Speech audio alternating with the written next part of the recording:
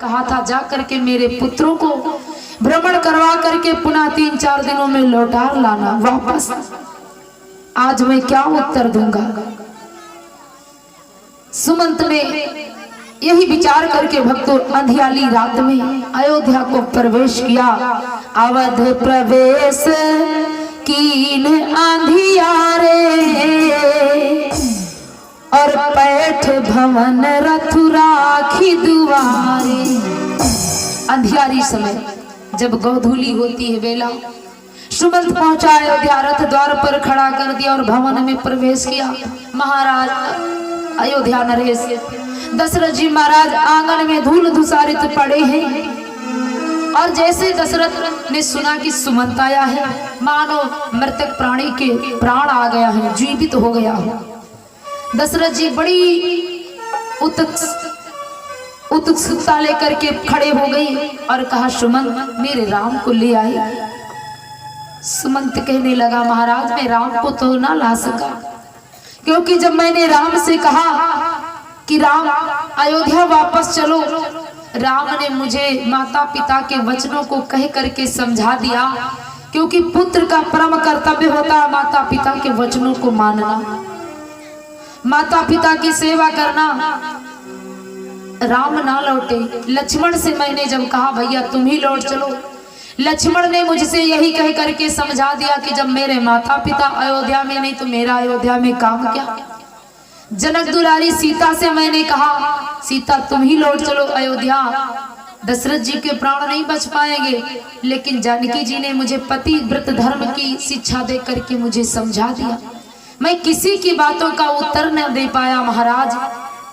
सीता से मैंने जब कहा कि लौट चलो, सीता ने मुझे बताया कि जब मेरा पति नहीं है अयोध्या में तो अयोध्या में मेरा काम ही क्या है जो मैं वापस चल। महाराज मैं किसी को ना ला सका। महाराज दशरथ जब इन वचनों को सुना तो भरत और शत्रुघ्न दोनों लोग ननिहाल में हैं, क्योंकि विवाह के बाद सभी लोग जाते हैं, सनातन धर्म की मर्यादा है मामा के घर। भरत शत्रुघ्न मामा के घर थे और राम लक्ष्मण दोनों भाई वन में हैं, क्योंकि दशरथ जी महाराज को भक्तों श्राप था। देवी रौनका और मातुका प्रसाद जो श्रवण कुमार के माता पिता हैं, दोनों अंधों ने श्राप दिया था। महाराज दशरथ मेरा श्राप है, जिस प्रकार मैं पुत्र के वियोग में अपने प्राणों का अंत कर रहा हूं, एक दिन ऐसा ही तुम्हारे जीवन में आएगा कि तुम भी अपने पुत्र वियोग में अपने प्राणों को तजोगे। आज महाराज दशरथ को वही स्वप्न याद आने लगा, वही श्राप याद आने लगा। देवी कौशल्या को सुनाने लगे, देवी मुझे याद आता है कि मेरी युवावस्था में मेरा बाण श्रवण कुमार को लगा था, उसके माता पिता मुझे श्राप दिए थे कि तुम भी अपने पुत्र वियोग में अपने प्राणों को तजोगे। देवी मेरा वही समय आ चुका है, अब मेरे कोई पुत्र मेरा सहारा देने वाले नहीं, मैं अपने प्राणों को नहीं बचा सकता। और दशरथ बोले रे अभागे दशरथ तूने अपने प्राणों को बहुत दिन बचाया बिना राम के, अब तक तो तेरे प्राण चले जाना चाहिए। राम को याद करके महाराज दशरथ राम राम कही राम, राम राम कही राम, ओ तनु परिहरहि रघुबर बिरह, राम गए सुरधाम। महाराज दशरथ राम राम रटते हुए अपने प्राणों को अंत कर देते, क्योंकि भक्तों स्वयंभू मनु ने जब तपस्या किया था सतयुग में तो कहा था हे प्रभु जब मेरे पुत्र बन करके तुम आओ तो मैं तुम्हारे बिना अपने प्राणों को ना बचा सकूं। इसलिए महाराज दशरथ अपने प्राणों को छोड़ दिए। कौशल्या फूट फूट करके रोने लगी, स्वामी आज तो तुमने अयोध्या को अनाथ कर दिया। नाथ एक तो कोई पुत्र भी नहीं है और स्वामी तुम भी साथ छोड़ दिए, और जिस नारी का संसार में सुहाग भी नहीं है, पुत्र भी नहीं, उस नारी का संसार में बचा क्या? तुमने तो कौशल्या को अभागा कर दिया। स्वामी स्वामी स्वामी मेरे स्वामी, ये कैसी करुणी कहानी है।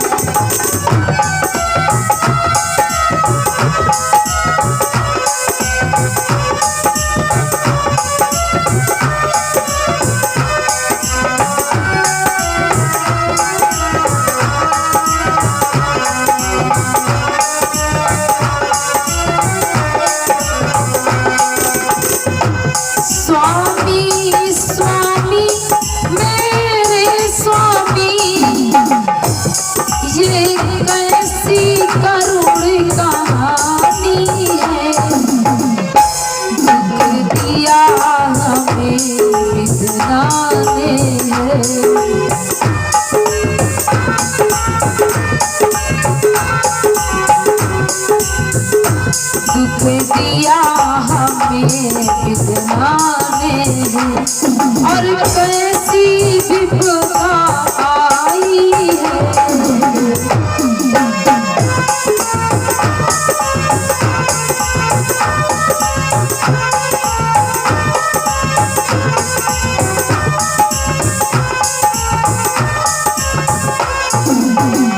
महाराज आप भी संसार को छोड़ दिए भी कौशल्या किसके सहारे अयोध्या में रहे।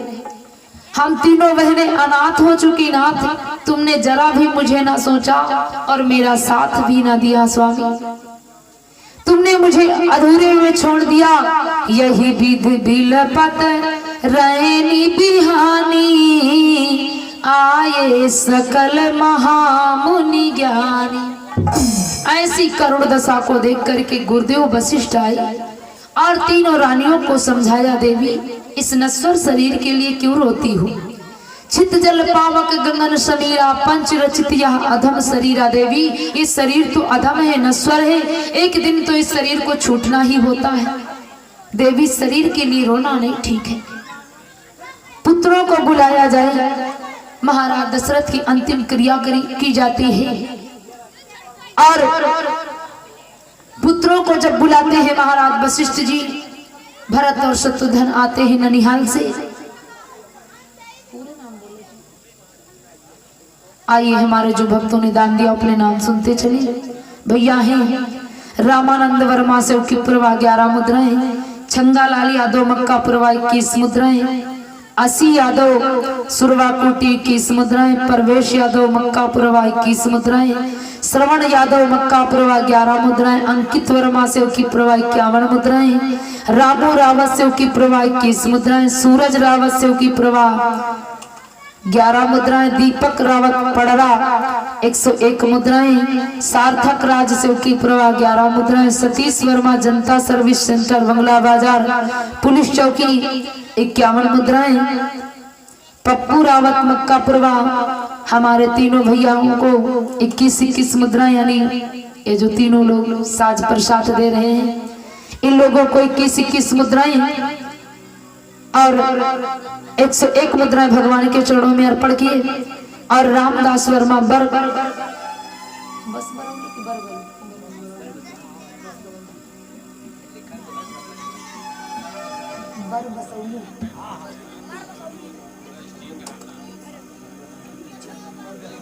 अरे भैया हैं रामदास वर्मा बस बरौली 101 मुद्राएं हैं।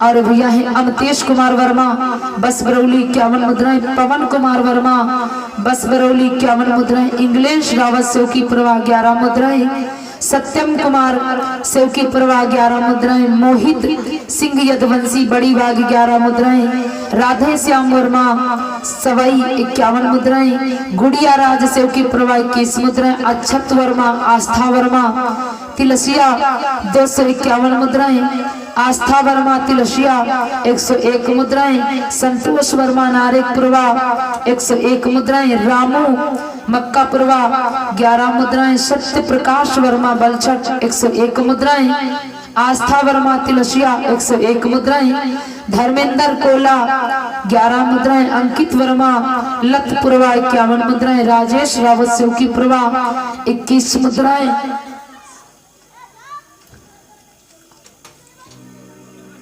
ऋषभ रावत सेव की प्रवाह 11 मुद्राएं, राजन रावत सेव की प्रवाह 11 मुद्राएं, पवन के पुत्र अंश रावत सेव की प्रवाह 21 मुद्राएं, गुरुज्ञान कुरिलपुर 11 मुद्राएं, राम मनोहर सेव की प्रवाह 11 मुद्राएं। हमारे इन भक्तों ने अपना दान सहयोग भगवान के चरणों में सादर समर्पित किया।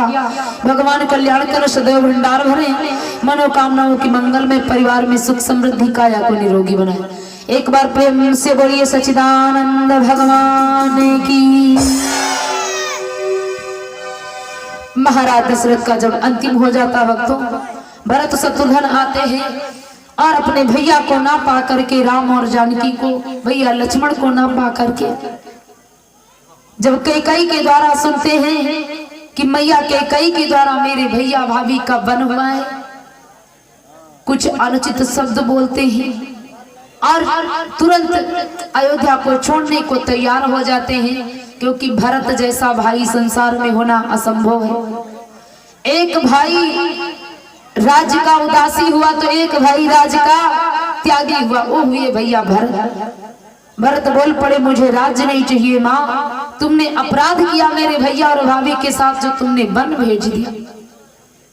सेना को लेकर के जो अयोध्या की राज्य प्रजा है सभी को साथ में लेकर के भैया भरत जी पैदल यात्रा करते हुए चित्रकूट में पहुंच जाते, जहां पर प्रभु है।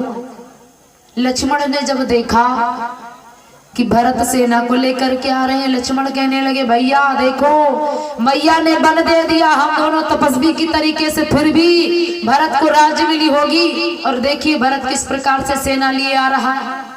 प्रभु राम कहने लगे, भैया आने तो दो, क्योंकि भाई भाई का प्रेम ऐसा होता है कि भाई एक दूसरे का बुरा सोच ही नहीं सकता। आने तो दो, कारण हम समझते हैं। भैया भरत नंगे पैर चल करके गए थे, न जाने कितना पांवों से रक्त बह रहा था। जिस वक्त चित्रकूट को भैया भरत पहुंचे थे, भाई भाई का मिलन देख करके देवताओं के हृदय कांप उठे भक्तों, कि एक भाई राज्य को जब छोड़ करके गया तो दूसरा भाई इतना बड़ा त्यागी हुआ कि नंगे पैर यात्रा करके गया चित्रकूट तक, अयोध्या से। जब खून बह रहा है, रक्त बह रहा है पांव से भैया भरत के, ऐसा प्रेम जब देवताओं ने देखा, दोनों भाई गले मिल गए, देवताओं में हलचल मच गई। अरे अब तो राम लौट जाएंगे अयोध्या, कोई उपाय किया जाए। और यदि राम अयोध्या पुनः वापस लौट गए तो पृथ्वी का भार दूर नहीं हो पाएगा, राक्षसों की मृत्यु नहीं हो पाएगी। देवताओं ने मैया शारदा के विनती की, हाथ जोड़ा, माँ तुम ही मेरी उपाय करो। भक्तों जब राम भरत का मिलन हुआ तो भैया भरत चरणों में गिर गए, भाई ऐसा करो कि माँ ने तो जो कुछ कहा उसके लिए मैं क्षमा मांगता ही हूँ, लेकिन भैया आप ऐसा करें, इस चित्रकूट से चल करके अपनी अयोध्या की राज गद्दी को संभाले। मैया शारदा गुरु वशिष्ठ से बोल पड़ी और उनके द्वारा गुरु वशिष्ठ बोल पड़े, हे भरत राम को अयोध्या मत ले चलो, क्योंकि ये दशरथ जी के आगे की बात है और वो तो अब संसार में ना रहे, इसलिए इन्हें 14 वर्षों बाहर ही रहने दो। और ऐसा है अगर तुम्हें राज सुनी लग रही अयोध्या की तो एक उपाय करो। भैया भरत सुनो, जो राघव की चरण पादुका है उनको ले लो, क्योंकि देवता बड़े परेशान हैं, शारदा जी से भी नहीं कर रहे हैं, इसलिए वशिष्ठ जी बोल पड़े। और वशिष्ठ जी के द्वारा मैया शारदा बोल पड़ी, सुनो भरत कि गुरु बोले इस बात का है यह सुगम उपाय।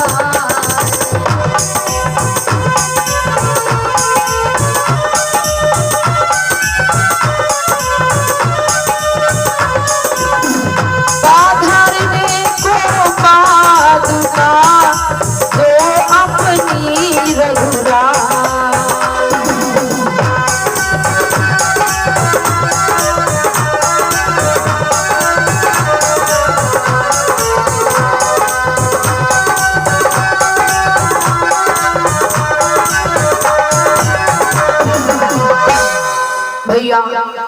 भरत से गुरुदेव बोल पड़े, बेटा भरत जो राम जी की चरण पादुका है इनको ले लो, क्योंकि भक्तों अयोध्या में 14 वर्षों की राज महाराज दशरथ ने ताड़ुका को दी थी। एक समय की बात है, महाराज दशरथ अपने सूर्य कुल के सूर्य महाराज से मिलने के लिए जा रहे थे, अपने रथ पर रथारूढ़ होकर के। विमान जब चला तो महाराज सूर्य की किरणों को दशरथ जी ना सह पाए और वो विमान पहुंच भी ना पाए, बीच मार्ग में वो विमान नीचे को लौट पड़ा। जब लौट पड़ा तो महाराज दशरथ उस विमान से अलग हो गए और पृथ्वी पर गिरने वाले थे। ताड़ुक वन का स्थान था, वहां पर ताड़ुका रहती थी। ताड़ुका ने जब देखा कि कोई वीर पुरुष आसमान से आ रहा, ताड़ुका ने अपनी गोदी में लोक लिया और जब लोक लिया महाराज दशरथ के प्राण बच गए। दशरथ जी कहने लगे देवी तुमने मेरी प्राणों की रक्षा की है, मुझसे वर मांगो मैं तुम्हें वर दूंगा, मैं अयोध्या का राजा हूँ। ताड़ुका ने कहा महाराज यदि अयोध्या के राजा हो तो ऐसा करो कि हमने जब तुम्हें प्राणों का दान दिया तो मुझे अपनी अयोध्या की राज दे दो। महाराज दशरथ ने कहा बताओ कितने दिनों के लिए? उस ताड़ुका ने कहा 14 वर्षों के लिए। दशरथ जी ने कहा ओ मस्त ऐसा ही होगा, जब जी चाहे तब ले लेना। लेकिन भक्तों जब रघुवीर यज्ञ रक्षा में गए विश्वामित्र जी के द्वारा तो ताड़ुका के प्राणों का अंत कर दिया। लेकिन जब ताड़ुका ने मरम बताया पुत्र तुम्हारे पिता ने मुझे वचन दिया था राजगद्दी का, लेकिन तुमने आते आते मेरा अंत कर दिया। इसीलिए गोस्वामी जी ने ताड़ुका तो नीच है राक्षसनी है, लेकिन जब भगवान ने अंत किया तो क्या कहा एक ही बाण प्राण हर लीना और दीन जानत ही निज पद दीना। क्योंकि उसको अपना पद दिया भगवान ने, अपने मार्ग में उसे बुलाया और उसका उद्धार किया। क्योंकि महाराज दशरथ का उस पर वरदान था, उसी की हड्डियों के द्वारा भगवान की चरण पादुका बने। गुरुदेव ने कहा बेटा भरत चरण पादुका ले लो और इनको ले चल करके अयोध्या के राज सिंहासन पर रख दो, इन्हीं की पूजा होगी। क्योंकि पिता तुम्हारे दशरथ का ये वरदान है। उन्हीं चरण पादुकाओं को लाते हैं भैया भरत और अयोध्या के राज सिंहासन पर रख देते, उन्हीं की पूजा होती है। भैया राम कहते हैं भरत कि भरत भैया मेरी ले जा खड़ा, भरत भैया मेरी ले जा खड़ा।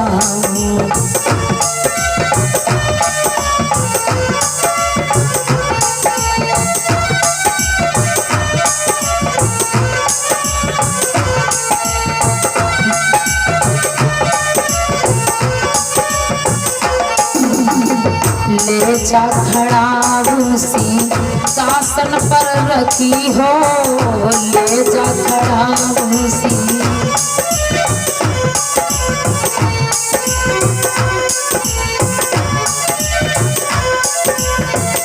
करी हो पूजा भरत भैया मेरी ले जा खड़ा, भरत भैया मेरी ले जा खड़ा।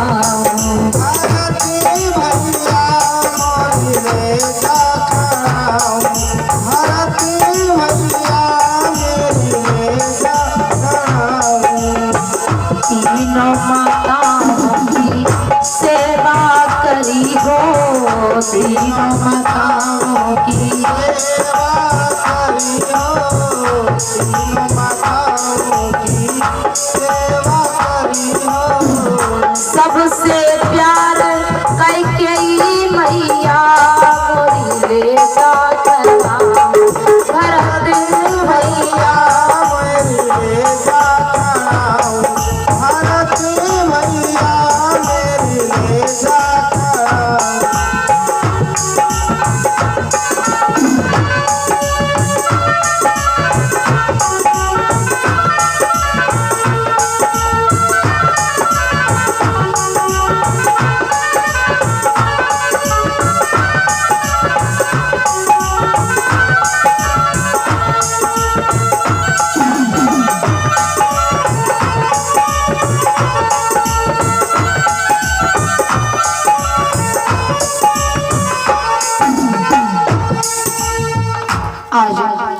भैया भरत राघव के चरण पादुकाओं को शीश पर धर लेते हैं और इसीलिए ला करके अयोध्या के राज सिंहासन पर 14 वर्षों तक भगवान के चरण पादुकाओं की पूजा होती है।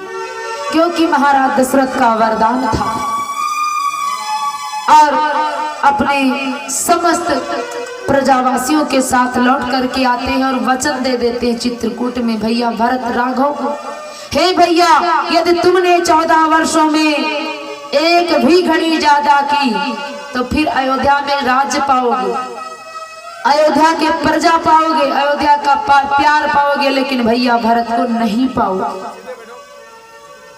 ऐसा प्रण करके भैया भरत चले आते हैं और अयोध्या में राज सिंहासन पर उन्हीं चरण पादुकाओं की पूजा होती है। भैया भरत नंदी ग्राम में अपने समय को व्यतीत करते हैं, जैसे रघुनंदन वन में अपने समय को व्यतीत करते हैं चित्रकूट में, ठीक उसी प्रकार से। और तीनों माताएं भगवान से अर्ज करने लगी, पुत्र याद रखना, अब तो हम बूढ़ी हो चुकी हैं। और वैसे बुढ़ापे में भगवान को तो सभी याद करता है, बुढ़ापे में सब भगवान को याद करते हैं, और जवानी भर में बहुत कम। काहे कि सोचा तब वही तो बल है नहीं है, जब बुढ़ाए जाए तो देखा जाए तब भगवान को याद करेंगे। तो आज बूढ़ी मैया कहती हैं कि मेरी अर्ज सुनो हो भगवान, बुढ़ापा बरी आई गयो मोरी। अर्ज सुनो हो भगवान, बुढ़ापा बरी आ गया।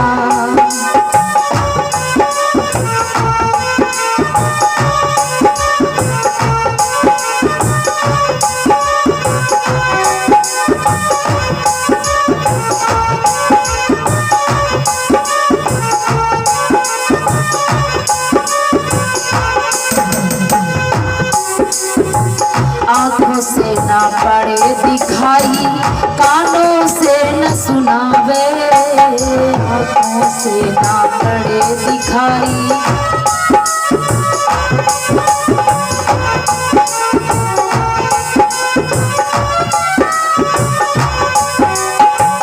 बुढ़ापे में यही होता है, आंखों की दृष्टि कमजोर हो जाती है, कानों से सुनाई बहुत कम पड़ता है।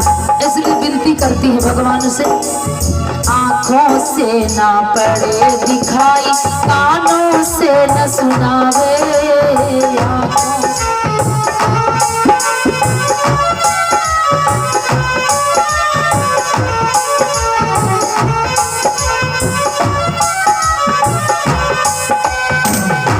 तो अब कैसे धरो मैं तेरा ध्यान, बुढ़ापा भरी आ गया।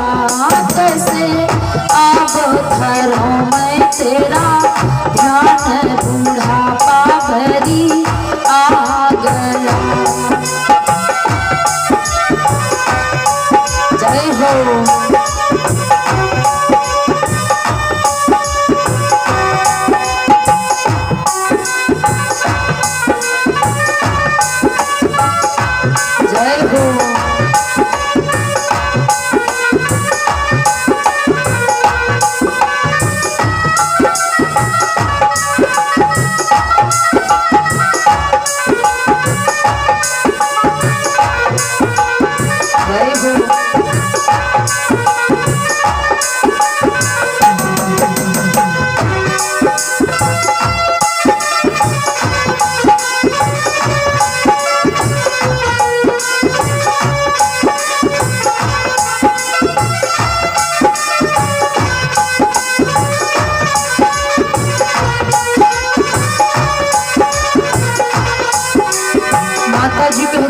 हे प्रभु, कोठी बंगला मैंने बनाए, जग में शान कमाई।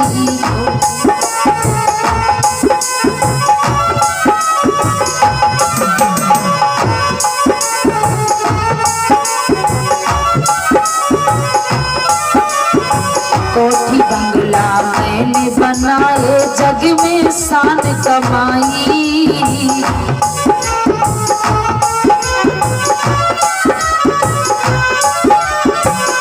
लेकिन बुढ़ापे में चाहे जितनी आप शान बना लें, चाहे जितना धन दौलत मकान इकट्ठा कर दें, बुढ़ापे में कहती है, हे प्रभु मैंने जीवन भर में खूब कमाया, लेकिन अब कुछ भी ना आवे मेरे काम, बुढ़ापा भरी आ गया। आज आवे ना कुछ मेरे काम, बुढ़ापा भरी आ गया।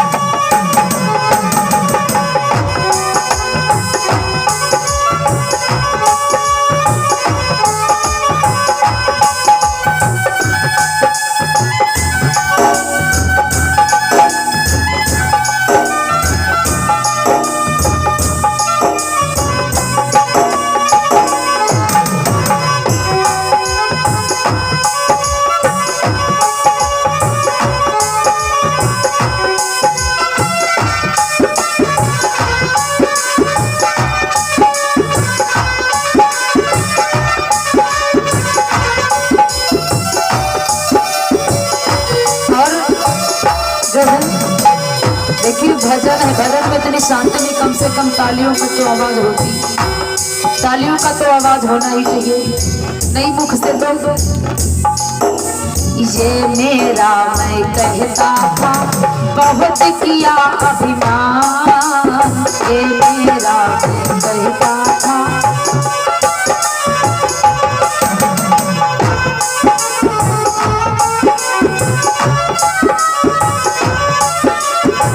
जब तक प्राणी में बल होता है, वैभव होता है, तब तक वो काफी अपना अपना कहता है, लेकिन अंतिम में भक्तों ये मेरा मैं कहता था बहुत किया अभिमान, ये मेरा मैं कहता था।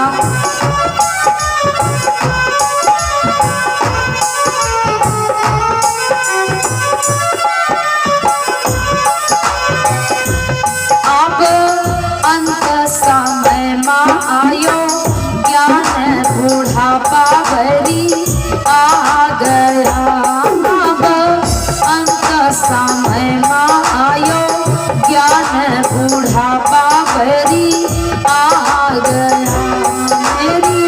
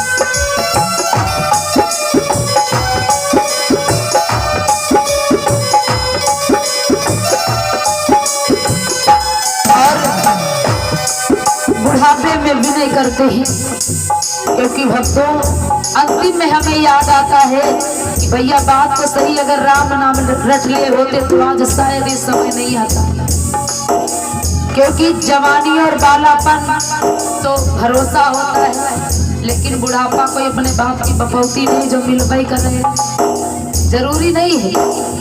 इसलिए हर पल भगवान का नाम रखना चाहिए। बुढ़ापे के समय में भक्त कहता भगवान से, राम नाम जो मैं रख लेता तो अब ना पछताता,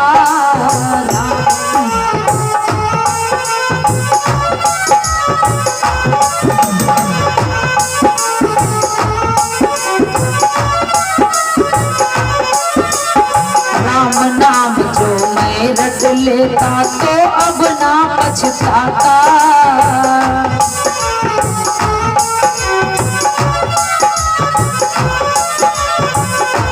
ओ सुनो भक्तों के भगवान बुढ़ापा भरी आ गया, सुनो अर्ज मेरी भगवान बुढ़ापा भरी आ गया मेरी।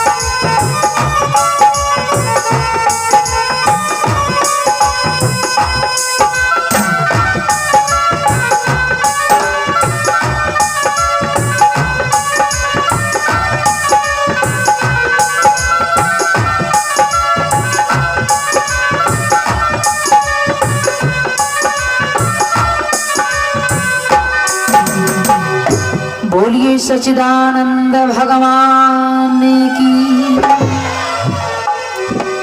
तो भक्तों कथा की तरफ से वाणी को विराम दिया जाएगा और फिर कल दिन की वेला में बड़ी सुंदर कथा चित्रकूट की जयंत उद्धार और सीताहरण फिर रात्रि के वेला में कथा बदल दी जाए 11 बजे तक। तो कहा हम सोचित पीछे वाले को संख्या देखो कहां से कहां तक हुई गए। हम सोच रहे ठंडक का समय है और हाँ वैसे जो लोग कथा में मस्त उनके ठंडी कहाँ लगी और संख्या जा रही है। तो हम सोच रहे हैं ऐसा ना हो कि कथा सुनाते और प्रसाद भी ना मिले लोग चले जाएं। तो भगवान श्री रामचंद्र जी अपने भ्रात और अपनी मैया समस्त लोगों को अयोध्या भेज देते हैं राज सिंहासन की सेवा करने के लिए, पूजा करने के लिए। विनय करके भगवान इधर चित्रकूट में पहुंच जाते हैं और जब चित्रकूट में पहुंच जाते हैं तो वहां पर भगवान बड़े आनंद पूर्वक से समय को व्यतीत करने लगते हैं। भगवान श्री रामचंद्र जी ने मन में विचार किया, देखिए पति धर्म व्रत का पालन राघव ने मन में विचार किया कि जब से मैं अयोध्या से चल करके आया हूँ आज तक मेरी जानकी ने कोई श्रृंगार नहीं किया, तो मेरा कर्तव्य मेरा धर्म बनता है कि कुछ मैं जानकी जी की श्रृंगार की व्यवस्था करूं। भगवान श्री रामचंद्र जी ने अपने हाथों से चित्रकूट के वन में सुंदर सुंदर कलियों को तोड़ा, तोड़ करके जानकी मैया का सुंदर सा श्रृंगार किया। और जब भक्तों श्रृंगार किया, मैया जानकी वैसे भी बहुत सुंदर है, सुंदरता कहाँ सुंदर करई मणि जम दीप शिखर जम करई, इतनी सुंदर जानकी माँ। और जब भगवान ने श्रृंगार कर दिया तो जानकी मैया और सुंदर लगने लगी, मानो और 4 चांद लग गए जानकी जी के। भगवान श्री रामचंद्र जी ने श्रृंगार करके स्फटिक शिला पर चित्रकूट में बिठाया और भगवान वहीं पर मैया जानकी की जांघ पर अपना शीश रखे हुए निंद्रा की भांति लेटे हैं। भगवान ने अपने बाल्यावस्था में जिस समय याद करो सरयू नदी के किनारे भगवान ने पतंग उड़ाई थी, खेल खेले थे। बचपन राम पतंग उड़ाई और इंद्रलोक पहुंची सो गई। उस पतंग को किसने पकड़ा था भक्तों? इंद्रलोक में देवी चंद्र कला जो जयंत की पत्नी है। और उसने जब पतंग को नहीं छोड़ा तो हनुमान जी महाराज गए थे पतंग छुड़वाने के लिए, कहने के लिए। लेकिन यहाँ भी शंका बन गई होगी कि हनुमान जी की मुलाकात वहां कैसे हो गई।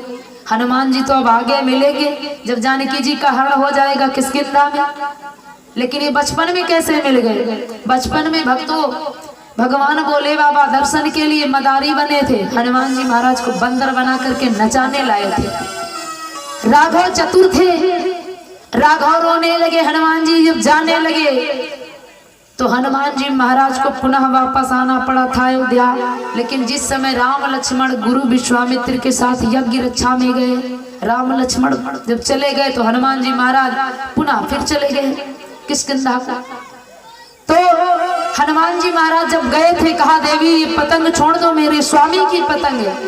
चंद्रकला ने कहा नाथ मैं पतंग को छोड़ने वाली नहीं हूँ, पतंग इतनी सुंदर तो उड़ाने वाला न जाने कितना सुंदर हो, मुझे दर्शन करना है। भगवान ने कहा था ठीक चित्रकूट में तुम्हें हम दर्शन देंगे, समय आने दो। जयंत ने कहा अच्छा, उन्होंने हमारी पत्नी को कहा चित्रकूट में दर्शन देंगे, पहले हम उनकी पत्नी के दर्शन करें। जयंत ने भक्तों काव्य का रूप बना लिया और भगवान चित्रकूट में स्फटिक शिला पर भगवती बैठी हैं जगत जननी जानकी जी। भगवान उनकी जांघ पर श्रृंगार करके और निद्रा की भांति लेटे। गोस्वामी जी ने भाव दिया, एक बार चुन कुसुम सुहाई निज कर भूषण राम बनाई, सीतई पहिराए प्रभु सादर बैठे फटिक शिला पर सुंदर। भगवान बैठे और तब जयंत ने मन में विचार किया मौका बड़ा सुंदर है, अब मुझे चलना चाहिए। काव्य का रूप बनाया और चल दिया चित्रकूट को जहां पर भगवती विराजमान है भगवान राम के साथ में। और आया तो क्या किया कि सीता चरण चौचहती भागा,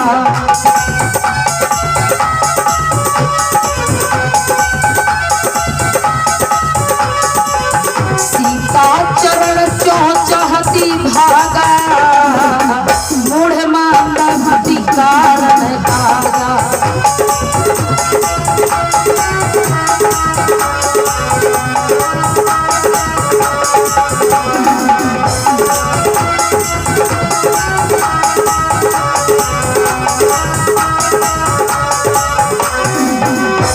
भक्तों, सीता चरण चोच हाथी भागा, मूढ़ मंदमति कारण कागा। कावे का रूप बना करके जय आता है माता जानकी के ऊपर अपनी चरणों का वो चोंच का प्रहार करता है। लेकिन गोस्वामी जी ने यहाँ पर भक्तों रहस्य छुपाया है। लिखा है सीता चरण चोंच हाथी भागा, और फिर आगे की चौपाई क्या कहती, चला रुधिर रघुनायक जाना, सीख धनुष सायक संधाना। विचार करो, अगर उसने जानकी माँ के चरणों पर चोंच का प्रहार किया होता तो पांव तो नीचे होते हैं, पांव नीचे होते हैं कि नहीं। और अगर पांव पर चोंच का प्रहार किया है तो चला रुधिर रघुनायक जाना, भगवान तो जांग पर मूड रखे लेटे हैं, शीश रखे लेटे हैं, तो भगवान कैसे जाने। भगवान तो जान ही नहीं पाते अगर चरण पर प्रहार करता, क्योंकि भगवती के पांव तो नीचे हैं। गोस्वामी जी ने भक्तों यहाँ पर रहस्य छुपाया है, क्योंकि माता और पुत्र का रिश्ता है। और रामायण ये बड़ी मर्यादित कथा है, रामचरितमानस।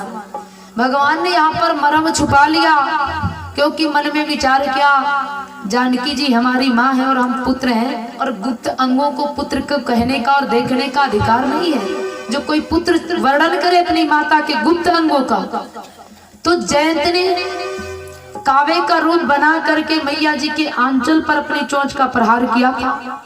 जब वो रक्त ऊपर से टपकने लगा आंचल से, भगवान को पता चल गया, क्योंकि शीश भगवान का नीचे है और रक्त की धारा ऊपर से निकल रही है।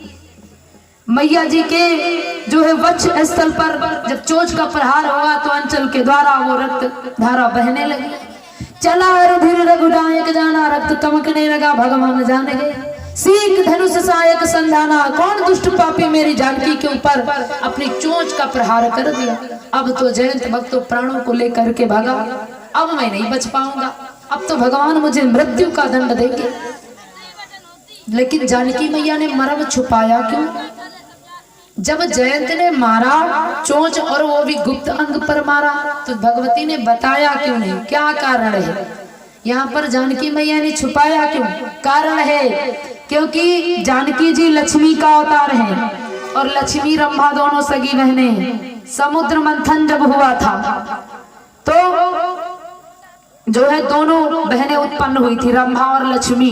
इसलिए लक्ष्मी जी ने सोचा कि ये मेरी रंभा का पुत्र है, मेरी बहन का पुत्र है, वो अगर हम बताते हैं तो स्वामी इसको मृत्यु का दंड देंगे। जानकी जी ने छुपा लिया क्योंकि सगी मौसी है, और वैसे मौसी जल्दी बुराई बताती नहीं बच्चन की, इसीलिए मौसी मामा के यहाँ बच्चों को नहीं रखना चाहिए। गलती भी करते तब भी मौसी मामा छुपा लेते। तो यहाँ पर जानकी मैया ने नहीं बताया, लेकिन रघुनंदन को पता चल गया। रक्त जब टपकने लगा, भगवान क्रोधित हो गए, दुष्ट पापी मेरी पत्नी पर चोंच का प्रहार किया, वो भी ऐसे अंगों पर। भगवान ने अपना धनुष पर बाण रख लिया और भक्तों बाण को छोड़ दिया। अब आगे आगे जयंत जा रहा है, पीछे से भगवान का बाण जा रहा है। गया ब्रह्मा जी के पास, पिताश्री मेरी रक्षा करो। ब्रह्मा जी ने कहा क्या हुआ। जयंत ने कहा हुआ क्या है, मैंने जानकी के जो है आंचल पर चोंच का प्रहार किया। तो ब्रह्मा कहने लगे ये उपाय मेरे पास नहीं है, जिसको भगवान मारना चाह रहे, फिर तुमने पाप किया है, मैं कभी नहीं बचा सकता। क्षीर सागर गए, यही बात भगवान विष्णु ने कहा कि मैं भी तुम्हें बचा नहीं सकता, तुमने भगवान और जगदम्बा के साथ में बुराई किया। कैलाश पहाड़ पर्वत भोलेनाथ के पास पहुंचा जयंत, त्राहि माम देवाधिदेव महादेव मेरी मदद करो। भगवान भोलेनाथ बोल पड़े, मदद किस चीज की बताओ। जयंत ने कहा मैंने जानकी के ऊपर चोंच का प्रहार किया। भोले बाबा कहने लगे बस का मेरे नहीं है। तीनों देवताओं ने भक्तों जवाब दे दिया। जयंत व्याकुल होकर के लौट पड़ा कि अब तो मेरे प्राणों का अंत होना ही है। लेकिन मार्ग में कौन मिल गए कि नारद दे क्यों बिकल जयंता, नारद दे क्यों बिकल जयंता, लागी दया को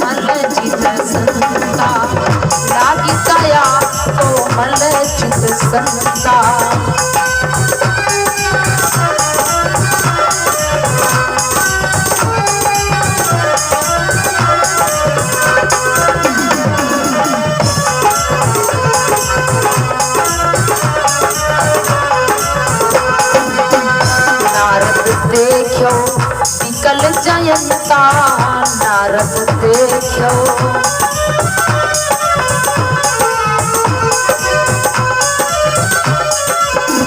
नारद देखो विकल जयंता, नारद देखो विकल जयंता, लागी दया कोमल चित संता।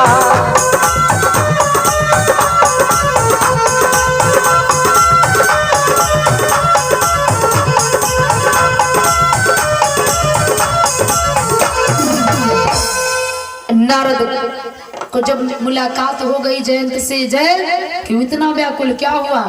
जयंत ने कहा, मुनिवर त्राहि माम रक्षा करो, मैंने अपराध किया। क्या किया तुमने? कहा, मैंने जानकी के साथ में अपनी चोंच का प्रहार किया है, जिसके कारण रघुनंदन मुझे मारना चाहते हैं। जयंत ने बड़ी अच्छी युक्ति बताई, क्योंकि भक्तों संतों का मिलन जीवन के लिए बड़ा कल्याणकारी होता है। संत का मिलन जीवन के लिए बड़ा ही शुभ है, बड़ा ही मंगलकारी है।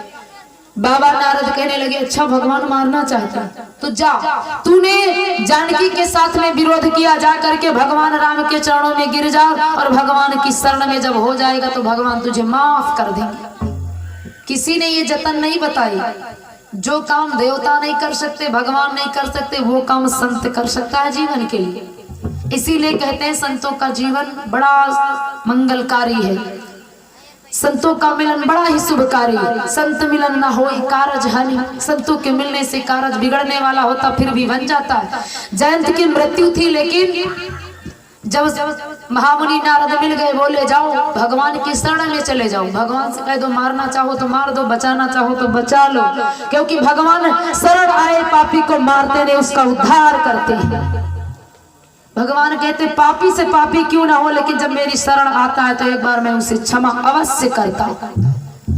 जयंत गया, भगवान के चरणों में गिर गया और विनय करने लगा, ना मुझे माफ कर दो, मैंने अपराध किया। भगवान कहने लगे, अच्छा शरण आए हो, पहले अपराध किया फिर क्षमा मांगते हो, लेकिन शरण आए हो तो क्षमा अवश्य करेंगे, लेकिन मेरा बाण निकल चुका है तो ये क्या हो? तीन चीजें, शरीर से निकले प्राण, कमान से निकला तीर और जिह्वा से निकली वाणी, ये तीनों कभी वापस नहीं आती। इसलिए जयंत अब मेरा बाण निकल चुका है, बताओ क्या किया जाए? ये बाण तो जो छूटा है तुम्हारे मृत्यु के लिए, तो मृत्यु दंड नहीं, लेकिन तुम्हारा अंग जरूर हीन किया जाएगा मेरे बाण के द्वारा। बताओ किस अंग पर तुम्हारे जो है मेरा बाण प्रहार करे? जयंत कावे के रूप में बड़ा चतुर सुजान, मन में विचार किया, पंख दो हैं, एक कट गया उड़ नहीं पाऊंगा, पैर दो हैं, एक कट गया चल नहीं पाऊंगा, लेकिन फोकस दुई है सामने वाले, आंखी दुई, अगर एक आंखी ना हो तो कैसे कोई का डिसबैलेंस गाड़ी चली जाए, चल जाएगी गाड़ी। इसलिए कहा भगवान एक नेत्र हमारा ले लो और इसी पर अपने बाण का प्रहार कर दो। तो उसी समय से कावा आज भी एक आंख से अंधा है, और गाने वालों ने गाया भी है कि हो गया हो गया हो गया भगवान, कावा काला कौवा काला, कौवा काना कब से अंधा हो गया हो गया हो गया, काला कौवा काना कब से हो गया।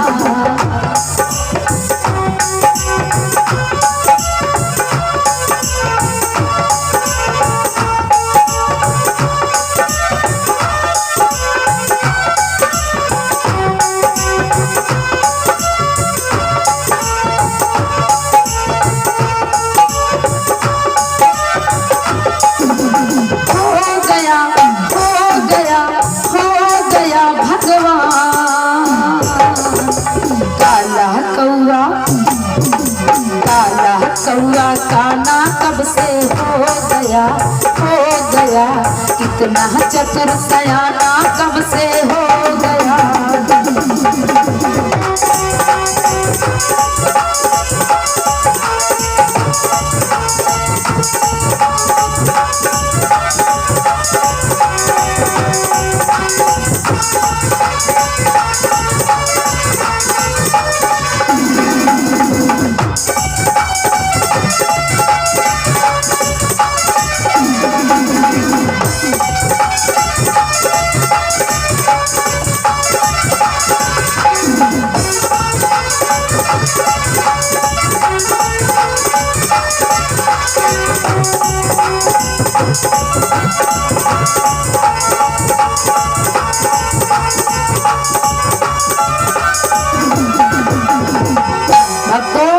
तभी से कावा आज भी एक आंख से अंधा है, एक ही आंख से कावे को दिखाई देता, क्योंकि उसने जानकी के साथ में अधर्म किया था। रघुनंदन ने कावे की एक आंख को उसी वक्त फोड़ दिया था। तुमने अपराध किया है और अपराधी को यदि सजा नहीं दी जाएगी तो बात बिल्कुल सही है। कोई अपराध करे और फिर उसे सजा ना मिले तो क्या कोई अपराधी सुधर सकते? अनुमान करो, गलती करे और फिर उसकी गलती की सजा उसे ना दी जाए तो फिर सुधर नहीं, बिगड़ जाएगा। और जब उसे सजा मिल जाएगी तो वो सुधर जाएगा, सुधार करेगा कि भैया इतनी गलती किया तो इतना दंड मिला, अब गलती करेंगे तो और दंड मिलेगा। तो भक्तों, अपराधियों को बहुत संभाल करके उन्हें दंड भी दें और क्षमा भी करें। तो भक्तों, अब इसी के साथ कथा की तरफ से वाणी को विराम देंगे और भगवान की सुंदर सी आरती आप लोगों के बीच में, क्योंकि ये कथा प्रांगण है, ये रात भर चलेगी तब भी इच्छा तृप्त नहीं होगी, क्योंकि ये कथा है, ये अथाह है, अनंत है, अपार है। और 2 दिवस और आप लोगों के बीच में बचे हैं, भारी सी भारी संख्या लेकर के आए और कथा का आनंद लें, जीवन को आनंदमय एवं सुखमय बनाएं। और कल रात्रि के वेला में जैसा कि मामा जी का आदेश हुआ, कुछ कथा बदल दी जाए, तो कल रात्रि के वेला में देखा जाएगा भगवान की कृपा फिर कहाँ का प्रसंग चलता है, महाभारत चलत है कि भागवत चलत है कि राम कथा। क्योंकि वैसे महाभारत सुनाते बहुत कम हैं, लेकिन जहाँ पर लोगों की मांग हो जाती महाभारत की, वहाँ सुना देते हैं। और जिनको कथा सुननी होगी, जैसे विषय की पुराण में आज कथा आप